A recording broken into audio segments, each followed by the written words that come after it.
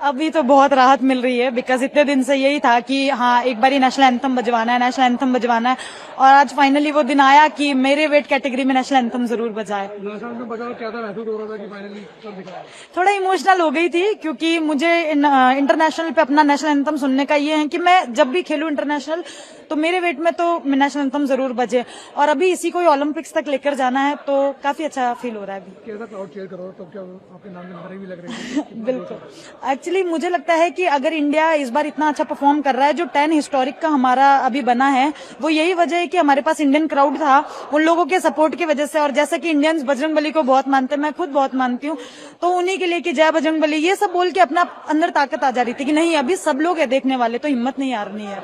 Medal किसको dedicate करने जा रही है? ये पहले तो मेरी फैमिली को करूंगी, क्योंकि उन्होंने बहुत सेक्रीफाइस किया इसके लिए, और अपने पूरे कंट्री के लिए और इंडियन आर्मी के लिए। अच्छा, आपने क्या तकलीफ किया? क्या कुछ खाना पीना छोड़ा जो अब जाके खाना है? खाना तो बहुत दिन से रोटी नहीं खाई है, कुछ नहीं खाया, क्योंकि वेट कट कर रहे थे, इसीलिए अभी तो बस जल्दी घर जाऊं और घर का खाना खाना है। जी थैंक यू।